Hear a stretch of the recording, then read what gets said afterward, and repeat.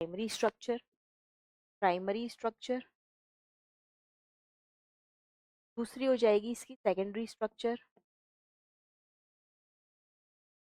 तीसरी हो जाएगी इसकी टर्शरी स्ट्रक्चर।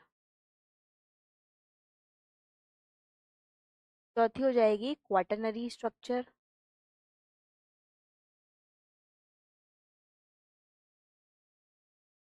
ठीक है, तो यहाँ पे 4 स्ट्रक्चर से यदि आप प्राइमरी स्ट्रक्चर की बात करोगे तो जो प्राइमरी स्ट्रक्चर है बच्चा, ये कैसे बनेगी, ये स्ट्रेट प्रोटीन की चेन होगी, स्ट्रेट पॉलीपेप्टाइड चेन होगी, और ये पोजिशनल इंफॉर्मेशन देगी अबाउट द अमीनो एसिड, ये कहाँ कहाँ पे किस किस पोजीशन पे अमीनो एसिड कौन कौन से प्रेजेंट है। ठीक है, और यदि सेकेंडरी स्ट्रक्चर की बात करोगे तो सेकेंडरी स्ट्रक्चर जो है 2D व्यू देगी, 2D है ना, 2 डायमेंशनल व्यू देगी, और या तो ये हेलिक्स के फॉर्म में होगी या शीट के फॉर्म में होगी।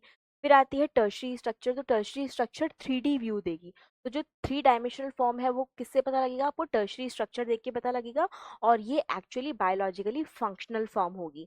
तो हमें हमारा यहाँ पे आंसर मिल गया है। और क्वाटरनरी की भी यदि आप बात करोगे तो क्वाटरनरी बहुत सारी मतलब एक से ज़्यादा पॉलीपेप्टाइड चेन के आपस में जुड़ने से बनेगी, एक साथ रहने से बनेगी, है ना। इस क्वाटरनरी स्ट्रक्चर में एक से ज़्यादा पॉलीपेप्टाइड चेन्स आपको मिलेंगी। ठीक है, तो प्राइमरी प्रोटीन देगा 3D व्यू नहीं, बीटा बेटेड शीट ये तो सेकेंडरी स्ट्रक्चर है।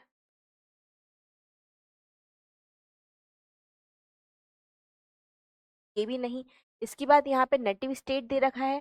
अब क्योंकि ऑप्शन में देखो आप फोर्थ में भी टर्शरी स्ट्रक्चर नहीं है तो native state will be the correct answer.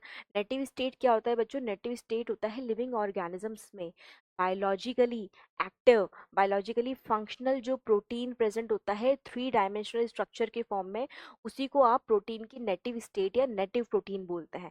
तो यदि टर्शरी स्ट्रक्चर ऑप्शन में नहीं है तो हम नेटिव स्टेट को क्लिक कर देंगे। टर्पीन्स आएगा नहीं, टर्पीन्स नहीं आएगा। टर्पीन्स क्या होता है बच्चों, सेकेंडरी मेटाबोलाइट होता है। ठीक है, तो टर्पीन्स भी नहीं आएगा। यहाँ पे क्या आ जाएगा हमारा करेक्ट आंसर इस क्वेश्चन के लिए सी।